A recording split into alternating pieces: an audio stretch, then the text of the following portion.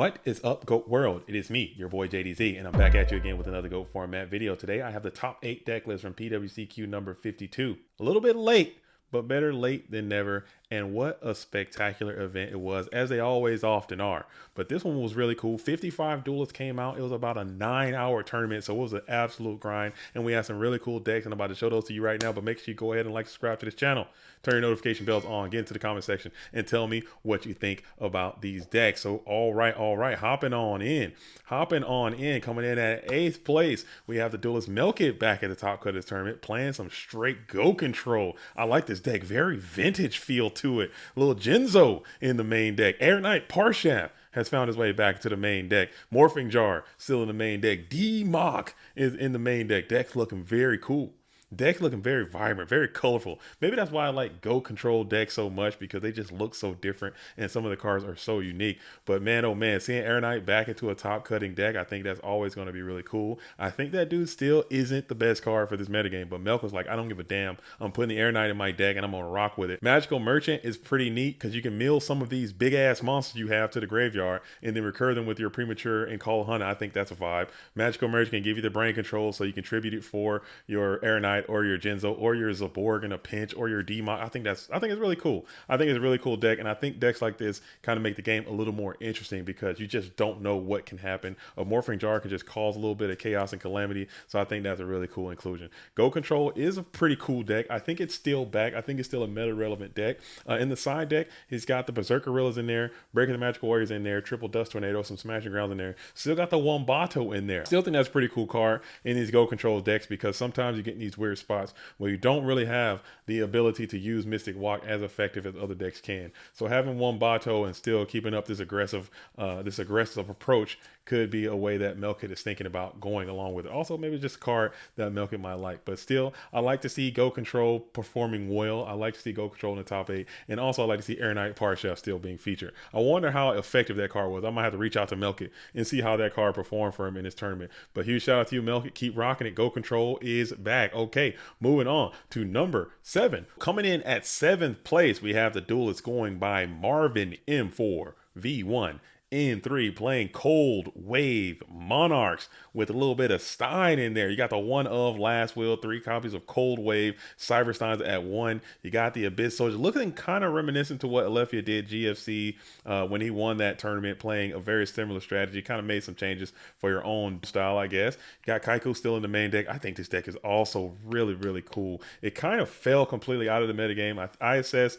it was because Trap Does Shoot kind of rose in prominence, but now Trap Does Shoot is a little bit in like on a decline. Players aren't using it as much as they did last season, so maybe it could be a way that this deck can come back in and have some good showings. I think it's a really cool deck. Everyone loves Monarchs. I love Monarchs, and I want to see them play it. And also, I think Cold Wave is a card. I really do feel that Cold Wave is an underexplored card and has a lot of game left to it. And maybe people can continue to experiment, and maybe we might see what Marvin's doing, and they might continue to build upon this strategy. Again, I also like the inclusion of this small warrior package. You got the level 2, the Exile, and the DD Warrior Lady. Exile Force obviously is going to pair well with that Last Will, and you just get more dynamic in your plays. In the side deck, looks kind of standard for the most part, just the more Monarch ratio stuff, but I do like to see that Big Bang in there along with the Assured Priest for those GOAT based decks that could hamper your game a little bit. Two Word Decree is going to be in the side deck as well. So this deck is cool. Huge shout out to you, Marvin, representing Greece very well, doing your thing, knocking people down with the Cold Wave Monarchs. Keep rocking and rolling, and hopefully you can get to where you want to be. All right, moving on to 6th place, we have FLC champion Michele Samino playing the first Chaos Turbo deck of the top 8. Michele doing it in his own way, playing 10 spells, 10 trap version, electing to drop the second Night Ass for a third Dequechi the Battle Chanted Locomotive. I think maybe keeping that second Night Ass in there if you're rocking triple discard trap and card destruction, it might benefit you a little bit. But I think when you start doing stuff like that, it's all vibrational. And I know this duelist been playing this deck for quite some time, and he's actually very, very talented. So maybe he knows a little bit better and he kind of felt it out, and this is what he wants to rock with. Still think Regeki Break is up.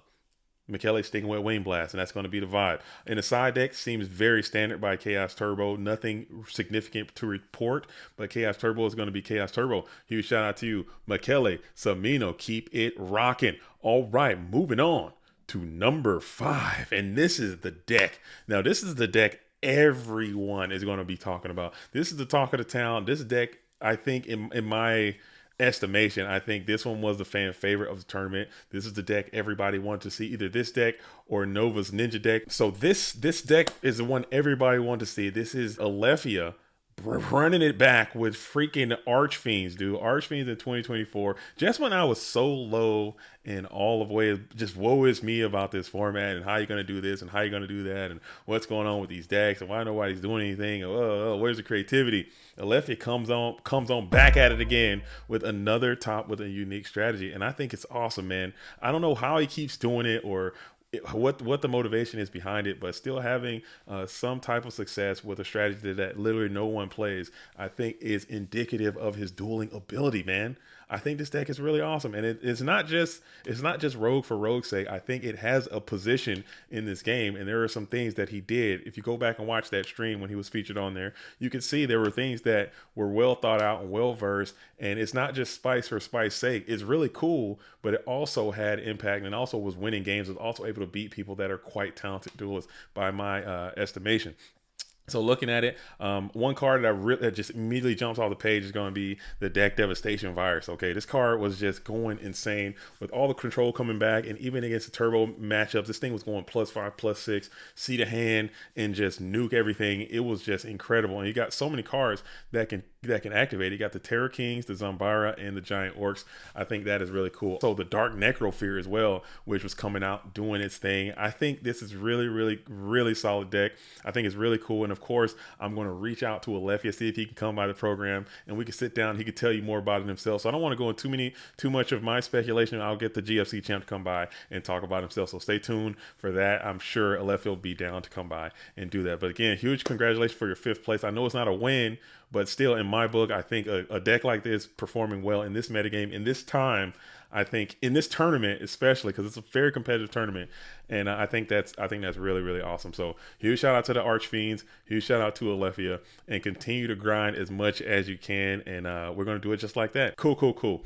All right, Moronic Captain in the side deck. This is neat. Falling down. This is cool, man. This is very cool. All right. But here it is. Okay. Moving on to 4th place. So we go spice to spice. We got back-to-back spice, and we got Guyumber Man, the Cucumber. The Cucumber Man is back at it again with another 4th place finish, and he's playing his patent-pending Go Control deck. He's got the Homunculus, the Alchemic Being, has returned yet again to the top cut with an Element Source as well. So Guyumber Man back at it again, doing his thing with the creature swaps in there. I think that was one of the changes. He's got double swapper in there now with triple. I think he's always been on 2 swap, 2 meta, 3 goats. I like that ratio a lot. Guyumber Man kind of believes in that. I think this deck we saw this deck can put some damage up fast too. We saw the injection Feral Lily and creature swap. You already know the vibes, how those GOAT format Latina guys get busy with this Go Control deck creature swap injection vibe, and it's gonna be a thing. I think this deck is really cool. I like looking at, almost Highlander-esque ratios with the 1/1/1/1/1 all the way through. You just got 2 copies of Faith, and some of your spells are going to be duplicates, but everything else is one of. Side deck got the single copy of the Panda. You got some spies in there, and you also have some Trap Death Shoots in there. You can go up to 3, and the Amazoness Archer, I think, is dope, man.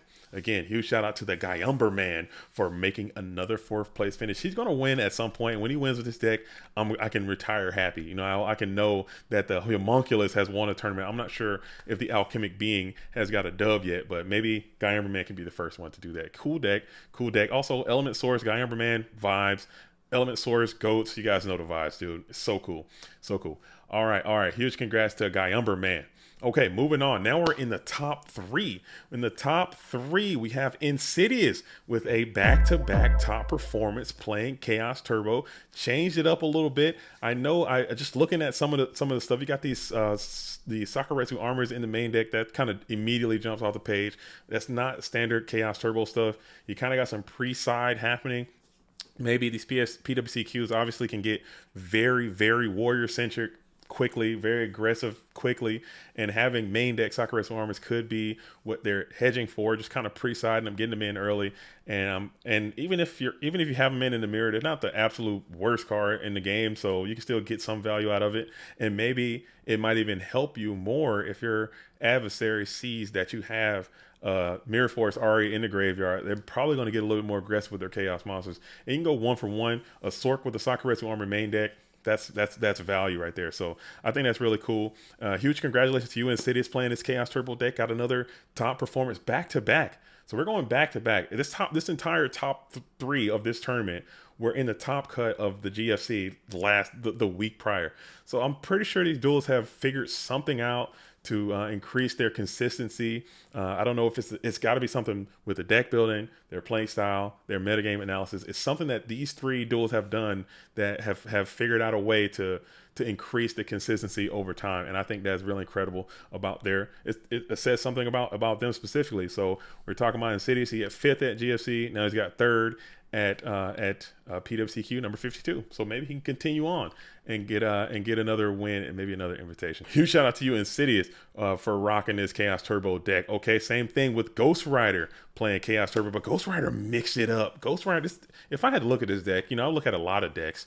I look at a lot of dueling, GOAT format dueling decks. And if I had to say whose deck is this, I would never guess that this was a Ghost Rider Chaos Turbo deck. It doesn't look very Ghost Rider-esque. He's got triple Trap Dust Shoot in the main deck, double Solemn Judgment, and double Regeki Break, still triple Jar of Greed. No Night Ass at all, no card D. So we're all the way down to 9 spells, huh? 9 spells in the Turbo deck. But Ghost was getting busy with it. Seeing Ghost playing Trap Dust Shoot, I think is very interesting. But still in the side, of course, in typical Ghost Rider fashion, this is where it looks a little more realistic. He's got a ton more traps coming in. Another copy of Tsukiyomi is coming in, along with triple Zambira, triple Mind Control, Mystical Space Typhoon. This is another version of Turbo deck. This one seems, I'm not going to say slower, but definitely a little more rigid. You know what I'm saying? You don't have that card destruction Night Ass situation. You don't have that Grace of Charity Night Ass get back. It's a lot of crap Night Ass is doing for this deck. I would have to talk to Ghost Rider and figure out why he got rid of Night Ass, but apparently it worked for Ghost Rider and it probably fits his play style, and he got another taking place. So maybe he can come by and talk to you guys about why he's dropping Night Ass or what his thought processes are on that. Okay, but still, huge congratulations. Again, you had back-to-back. You had 3rd place in GFC. Now you got 2nd place in PWCQ the very next week. So that's I think that kind of stuff is also really incredible. And speaking of going back to back, this duelist that won this tournament, Alvarado, again, it almost feel like I'm deja vu because this duelist won GFC number 21, came back at it again, won PWCQ number 52. I think that's incredible. We don't have a lot of back-to-back tournament winning situations like that because, as you know, and I've admitted, Go format is going to have some luck aspects to it. There's going to be some variance to it. There's going to be some times where you're getting sacked. There's going to be some times where you don't have this, you don't have that. But managing to all of that and being able to win a 230 person tournament, come back in the next week and win a 55-person tournament it's got to say something about you. But it's really, really awesome to see, and I think it's great for the game, showing that skill still has to count for something. And he's playing this Chaos Turbo deck very well, knocking it out. He's also rocking the 2 Sakuretsu armors. I know that him and Insidious are on the same dueling team, so maybe that's something that they theorized together, and it's obviously had some great effects in this tournament. Pretty standard Chaos Turbo. Other than that, everything seems pretty standard for the most part. I like to see Mobius coming back into the side deck. I like the triples on Buyer, pretty much patent pending at this time. And I also kind of like this Trap Dust Shoot in the side situation that he's been doing over these past couple of events. Maybe that's a trend that can go forward in the rest of the season, because Trap Dust Shoot, it's not going to be the best against certain things. So you kind of hedge yourself against these aggressive decks, against these warrior decks. And then when Trap Dust Shoot is beneficial to you, i.e. maybe I'm going first and I want to get a sneak peek of the hand of a deck that it fits, that it's suitable for, bring that thing in, and then you're good to go. Other than that, man, everything seems to be pretty solid, man. Going down to those 2 Jar Greeds, 2 discard traps, you can up it to a 3rd one in the side deck. Everything seems pretty standard, but it's something about the dueling ability. Again, as I stated before, a lot of these matches are streamed. All these replays are available. Go back and check it out. If you're new to GOAT format and you really want to learn how to play, you really want to see how to do this thing like some of the best players in the world are in these tournaments. So I encourage you to go by and check out all these replays and then come out and play in these tournaments yourself. But it was a spectacular event. Again, huge shout out to Alvarado. Huge shout out to the Overdose Nation for coming out and have some great success over these past few weeks. If you want to play in PWCQ number 53, it's going to be on February 3rd. So make sure you get into the GoFormat.com Discord. Signups will be open soon, and I hope to see you all there. So with that being said, make sure you get into the comment section, like and subscribe. As always, I'm JDZ. I play Ghosts. Till the next time, shout out to the real ones. Salute to the OGs. Peace.